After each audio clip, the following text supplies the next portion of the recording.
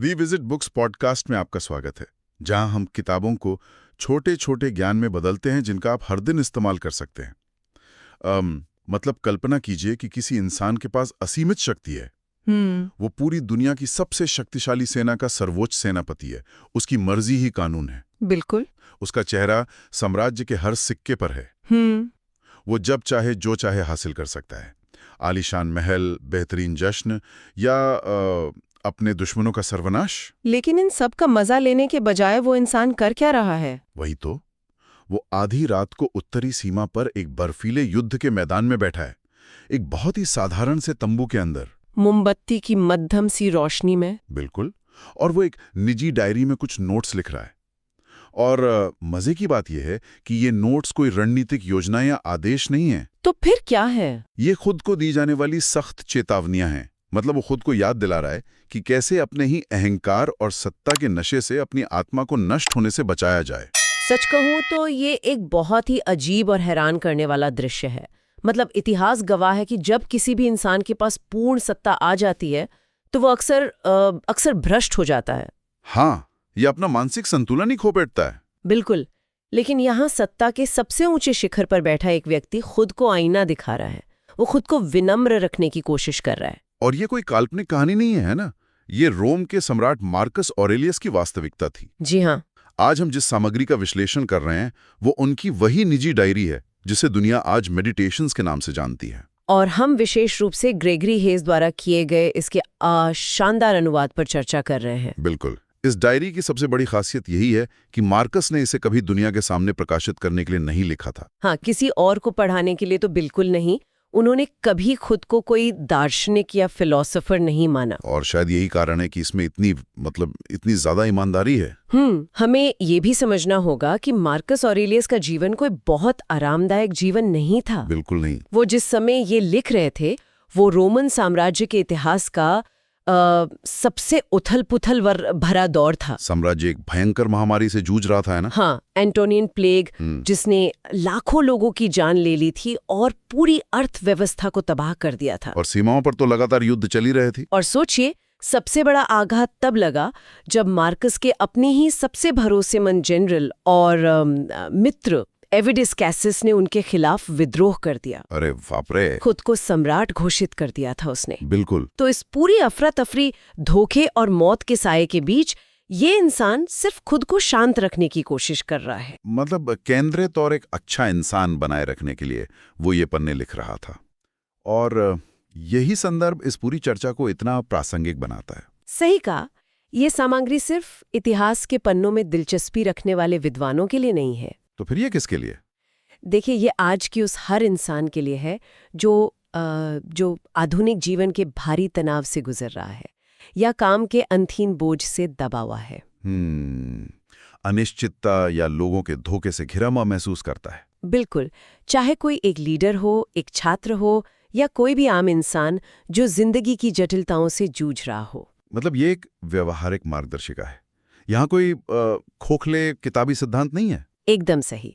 संकट के समय में जीवन जीने के वास्तविक युद्ध के मैदान में आजमाए हुए तरीके हैं। तो चलिए इसमें थोड़ा और गहराई में जाते हैं। जब हम इस डायरी के पन्ने पलटते हैं तो सबसे पहली जो गहरी बात उभर कर आती है वो क्या है? मुझे लगता है वो नियंत्रण का सिद्धांत है और मन के भीतर एक अभेद्य किला बनाने की कला। मन के भीतर एक किला? हाँ। मार्कस ऑरेलियस का एक बहुत ही स्पष्ट विचार था कि बाहरी दुनिया पर हमारा कोई नियंत्रण नहीं है। मतलब लोग क्या करते हैं, मौसम कैसा है, बीमारियां कब आती हैं। बिल्कुल। कौन धोखा देता है, इन पर किसी का कोई जोर नहीं है। लेकिन इंसान अपने भीतर एक ऐसी शांति पा सकता है, एक ऐसा मनोवैज्ञानिक किला बना सकता है जहां बाहर का कोई भी शोर प्रवेश नहीं कर सकता। सही कहा।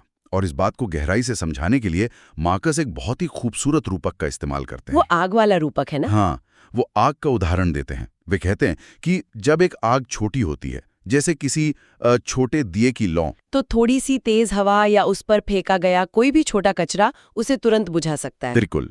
लेकिन जब आग एक विशाल रूप ले लेती है, एक धधकती हुई ज्वाला बन जाती है, तो क्या होता है? तो उस पर कुछ भी फेंका जाए, चाहे वो भारी लकड़ी हो या कचरा, वो उसे बुझाती नहीं है। नहीं बुझाती, बल्कि वो विशाल आग उस रुकावट को ही निगल लेती है, उसे अपना ईंधन बना लेती है।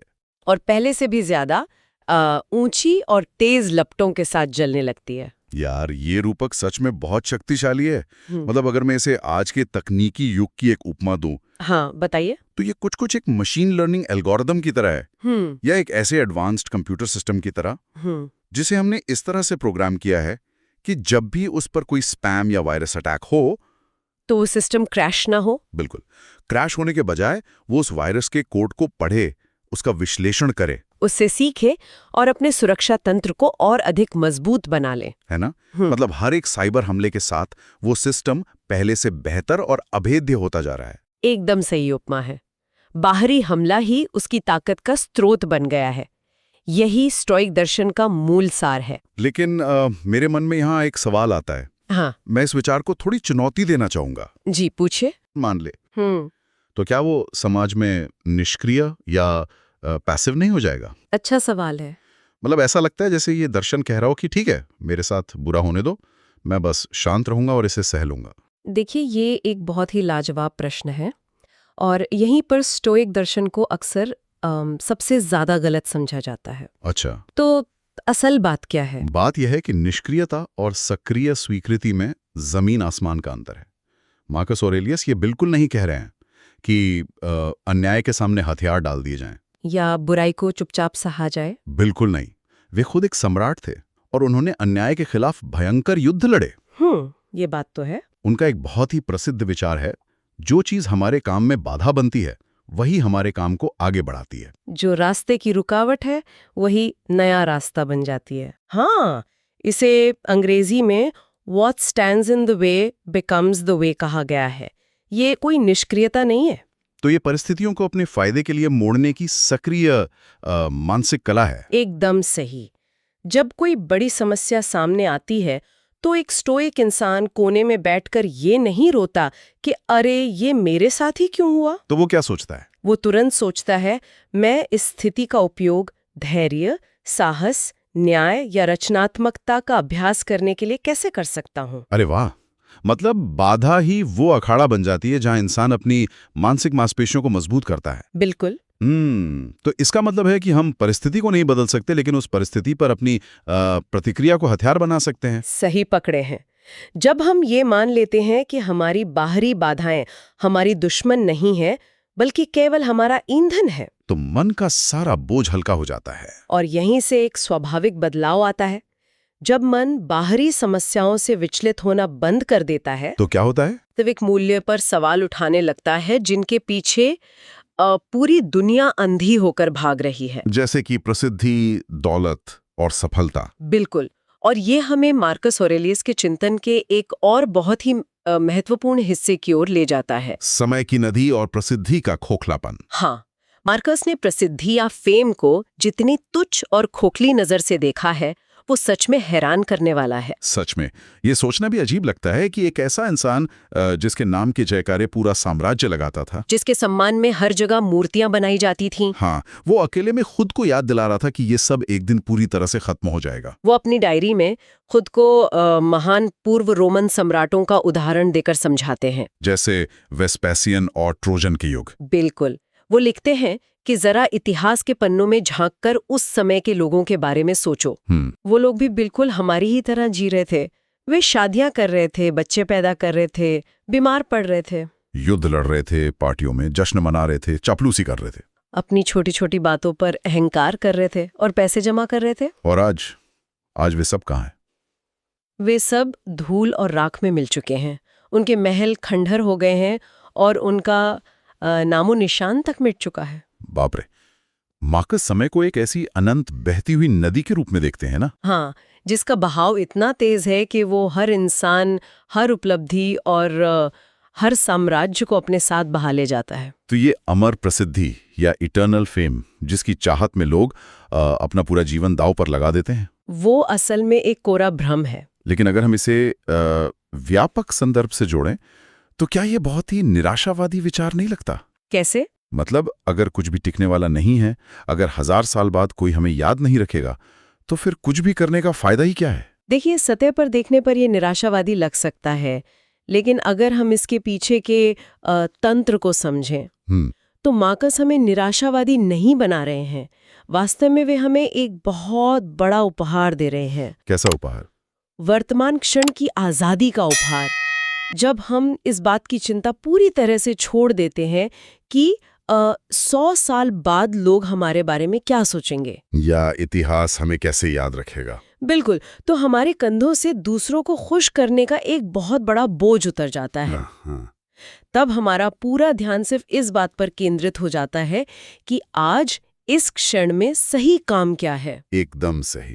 प्रसिद्धि की चिंता हमें एक ऐसे भविष्य का गुलाम बनाती है जो कभी नहीं आने वाला, जबकि नश्वरता का ये गहरा एहसास हमें वर्तमान में सही फैसले लेने के लिए आजाद करता है। जी, मतलब अगर कल को सब कुछ राख ही होना है तो क्यों ना आज सिर्फ वो किया जाए जो सच में मायने रखता है। बिल्कुल सही बात है। लेकिन फिर एक बहुत ही बुनियादी सवाल खड़ा होता है। यह सवाल, अगर व्यक्तिगत सफलता, दौलत और इतिहास में नाम कमाने का कोई मतलब ही नहीं है, तो फिर जीवन कैसे जीना चाहिए? उद्देश्य क्या होना चाहिए? मतलब सुबह बिस्तर से उठने की प्रेरणा कहाँ से आनी चाहिए?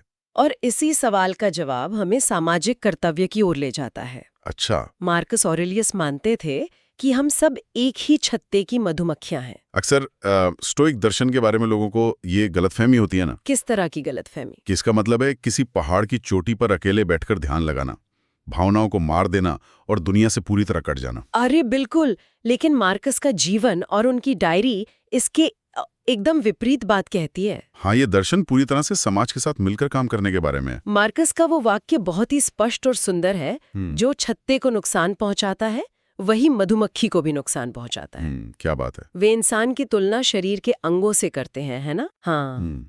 वे कहते हैं कि हम इंसानों को एक साथ मिलकर काम करने के लिए ही बनाया गया है। बिल्कुल वैसे ही जैसे दांतों की ऊपरी और निचली पंक्तियां भोजन चबाने के लिए एक साथ काम करती हैं। या जैसे हमारे दोनों हाथ और पैर एक दूसरे के पूरक हैं। अगर ऊपरी दांत निचले दांत से लड़ने लगे तो शरीर को ही नुकसान होगा। बिल्कुल, एक दूसरे के खिलाफ काम करना प्रकृति के नियमों के खिलाफ जाना है। और इस सहयोग की भावना के पीछे गहरा दार्शनिक आधार है जिसे प्राचीन स्टोइक लोग लोगोस कहते थे। हाँ, लोगोस। ये लोगोस क्या है? इसे थोड़ा आसान भाषा में समझने की कोशिश करते हैं। देखिए, लोगोस का मतलब है ब्रह्मांड की वो तर्कसंगत व्यवस्था, वह अदृश्य शक्ति या नियम जो इस पूरी सृष्टि को एक संतुलन में रखता है। अच्छा। स्टोइक मानते थे कि हर इंसान के भीतर, चाहे वो दोस्त हो या दुश्मन, इस लोगोस का एक छोटा सा अंश होता है। इसलिए मानवता एक गहरे स्तर पर आपस में जुड़ी हुई है। ऐसे में मार्कस हमें क्रोधित होने या बदला लेने के बजाय करुणा दिखाने को कहते हैं। करुणा उस इंसान पर जिसने हमारे साथ बहुत बुरा किया हो? जी हाँ। जैसे मार्कस के अपने ही दोस्त कैसियस ने उनके साथ किया, पीठ में छुरा घोंपा। बिल्कुल। उस पर करुणा दिखाना तो कहना आसान है, लेकिन असल जीवन में करना बहुत ही मुश्किल है। बहुत मुश्किल है। हम अपनी स्वाभाविक भावनाओं को कैसे रोकें? यहीं पर हमें यह समझना होगा कि स्टोइक लोग अपने गुस्से को कैसे नियंत्रित करते थे। कैसे करते थे? उनका तर्क ये है कि जो व्यक्ति बुरा कर रहा है वो अज्ञानता के कारण ऐसा कर रहा है। मतलब वो इंसान अच्छे और बुरे के बीच का अंतर भूल गया है? हाँ, वो उस मधुमक्खी की तरह है जो भूल गई है कि उसका अपना ही छत्ता क्या है। वो दौलत, सत्ता या ईर्ष्या जैसी झूठी चीजों को सच्ची अच्छाई मान बैठा है। बिल्कुल।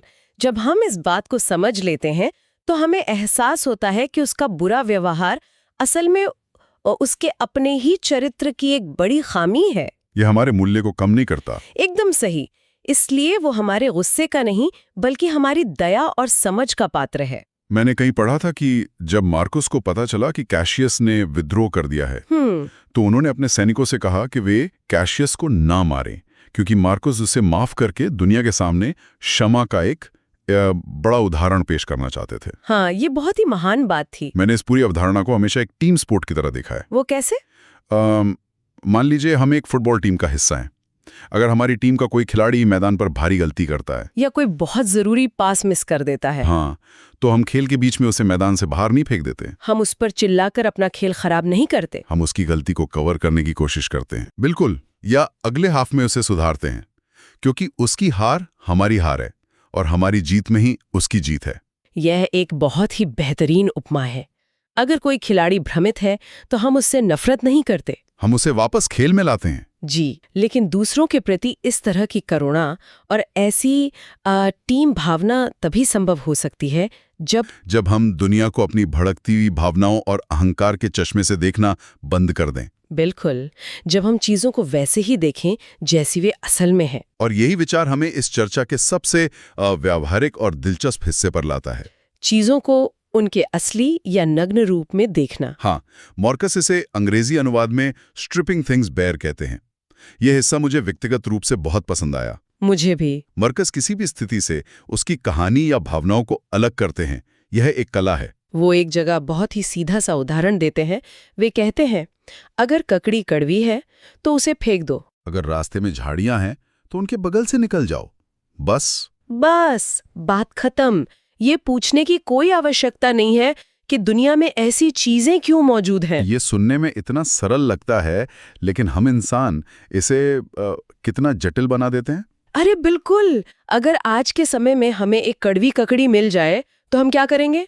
हम एक पूरा ड्रामा खड़ा कर देंगे। हम कहेंगे दुनिया में ऐसी कड़वी ककड़ियां क्यों मौजूद है, मेरे ही हिस्से में हमेशा कड़वी ककड़ी क्यों आती है, वो दुकानदार जिसने मुझे ये बेची वो इंसान ही खराब है, मेरी तो किस्मत ही खराब है, भगवान हमेशा मेरे साथ ही ऐसा क्यों करता है। सच में हम एक साधारण से तथ्य के साथ पूरी एक फिल्म की स्क्रिप्ट जोड़ देते हैं। हमारी आधी से ज्यादा परेशानियां हमारी अपनी बनाई हुई होती हैं। हम केवल तथ्यों को नहीं देखते। तथ्य क्या है? ककड़ी कड़वी है, बस इतना ही। लेकिन हम उसमें अपना फैसला, अपना अहंकार और अपना जजमेंट जोड़ देते हैं। मान लीजिए किसी ने ऑफिस में कोई रूखा सा ईमेल भेज दिया। तथ्य सिर्फ इतना है कि किसी ने कीबोर्ड पर कुछ बटन दबाए और स्क्रीन पर कुछ शब्द आ गए। लेकिन हम उसमें क्या जोड़ते हैं? ये मेरा अपमान है, इसने सबके सामने मेरी छवि खराब कर दी है, ये हमेशा मुझे नीचा दिखाना चाहता है। मार्कस ऑरेलियस हमें अभ्यास कराते हैं कि चीजों के ऊपर चढ़े हुए आकर्षण और भ्रम के आवरण को हटाया जाए। वे शाही दरबार के आलीशान और महंगे खाने को देखकर खुद से कहते थे कि ये बस एक मरी हुई मछली है या एक मृत पक्षी का मांस है। वे सबसे महंगी वाइन को सड़े हुए अंगूरों का रस कहते थे। और सम्राट द्वारा पहने जाने वाले बैंगनी रंग के शाही चोगे को वे सिर्फ भेड़ की ऊन और कीड़े का खून मानते थे। तो इस सब का मतलब क्या है? इसका सीधा सा मतलब ये है कि हम इंसानों के पास एक सुपर पावर है। कैसी सुपर पावर? हम किसी भी घटना से अपने भावनात्मक लेबल और अपनी रची हुई कहानी को हटा सकते हैं। बिल्कुल। और जब हम ऐसा करते हैं तो पीछे जो बचता है वो सिर्फ एक नग्न तथ्य होता है, जिसे संभालना बहुत आसान हो जाता है। हाँ, अगर शरीर में दर्द है तो वो सिर्फ एक शारीरिक संवेदना है, वो जीवन का अंत नहीं है। और यही वो मानसिक स्पष्टता है जो एक इंसान को सबसे कठिन परिस्थितियों में भी शांत बनाए रखती है। सही कहा। जब आप चीजों को उनके असली रूप में देखते हैं तो वे आप पर अपना मनोवैज्ञानिक नियंत्रण पूरी तरह खो देती हैं। चलिए अब हम इस पूरी गहरी चर्चा को समेटने की कोशिश करते हैं। हमने मार्कस ऑरेलियस की इस निजी डायरी से कुछ बेहद ही शक्तिशाली और व्यवहारिक बातें सीखी। सबसे पहले हमने देखा कि कैसे बाहरी बाधाएं हमारे लिए रुकावट नहीं बल्कि हमारे विकास का ईंधन बन सकती हैं। बिल्कुल उस धधकती हुई आग की तरह। हाँ। फिर हमने समझा कि प्रसिद्धि और नाम कमाने की चाहत कितनी खोखली है, और समय की नदी में सब कुछ बह जाता है, इसलिए वर्तमान में सही काम करना ही सबसे महत्वपूर्ण है। उसके बाद हमने जाना कि हम सब एक ही छत्ते की मधुमक्खियां हैं। हमारा स्वभाव एक दूसरे के साथ सहयोग करना है और अज्ञानता में गलती करने वालों पर क्रोध नहीं बल्कि करुणा करनी है। और अंत में हमने सीखा कि चीजों को उनके असली रूप में कैसे देखा जाए। कड़वी ककड़ी को सिर्फ ककड़ी मानकर कैसे फेंक दिया जाए बिना पूरी दुनिया को दोष दिए। इन सब बातों के साथ एक बात हमेशा याद रखनी चाहिए। क्या? ये डायरी कोई सैद्धांतिक पुस्तक या दर्शन शास्त्र की कक्षा नहीं है। बिल्कुल नहीं। मार्कस खुद कहते हैं कि दर्शन या ज्ञान एक डॉक्टर की सर्जिकल ब्लेड की तरह होना चाहिए। मतलब इसे किसी शोकेस में सजाने या केवल बौद्धिक चर्चाओं के लिए नहीं रखा जाता। इसे हमेशा अपने पास हर पल तैयार रखना चाहिए ताकि जीवन के आपात स्थिति में, जब कोई धोखा दे, जब अचानक कोई बीमारी आए या जब कोई अपना छिन जाए या भारी नुकसान हो, तो ये तुरंत काम आ सके। जीवन में मुश्किलें, बुरे लोग और असफलताएं हमेशा आएंगी। लेकिन जिस तरह रोमन साम्राज्य के सबसे शक्तिशाली व्यक्ति ने हर सुबह खुद को एक बेहतर, शांत और विनम्र इंसान बनने के लिए प्रेरित किया, वैसे हम भी अपने हर दिन की शुरुआत इस नई स्पष्टता के साथ कर सकते हैं। ये एक बहुत ही शानदार और प्रेरणादायक संदेश है। इस चर्चा को खत्म करने से पहले एक अंतिम विचार जो मैं छोड़ना चाहूंगी, जी। जिस पर हर कोई खुद गहराई से विचार कर सकता है। हमने मार्कस के समय की नदी वाले विचार पर बात की। हाँ। अगर इतिहास का सबसे शक्तिशाली सम्राट ये मानता था कि उसकी सारी उपलब्धियां, महल और जयकारे अंततः भुला दिए जाएंगे, तो ये आज के हमारे उस पागलपन के बारे में क्या कहता है, जहां लोग इंटरनेट पर अपनी एक लिगेसी या डिजिटल पहचान बनाने के लिए बेचैन हैं? ये सोचने वाली बात है। क्या आने वाले कुछ दशकों या सदियों में हमारे सारे सोशल मीडिया पोस्ट, तस्वीरें और हमारा पूरा डिजिटल फुटप्रिंट भी उसी तरह के अर्थहीन डिजिटल खंडर बन जाएंगे, जैसे वेस्पाशियन के समय की राख? बिल्कुल। और अगर ऐसा है तो क्या हम आज के दिन को अपनी स्क्रीन से बाहर निकलकर बिना किसी दिखावे के असल दुनिया में जीने के लिए स्वतंत्र महसूस कर सकते हैं? सच में ये बहुत गहरा विचार है। ये था आज का विश्लेषण। हालांकि यह चर्चा पुस्तक के पूरे पाठ का स्थान नहीं ले सकती, लेकिन ये इसकी शिक्षाओं की एक झलक जरूर दे सकती है। मुझे आशा है कि आपको ये चर्चा उपयोगी लगी होगी और मैं आगे भी आपके साथ साझा करने के लिए उत्सुक हूं। मुझे बताएं कि आप अगली बार किस पुस्तक पर चर्चा सुनना चाहते हैं।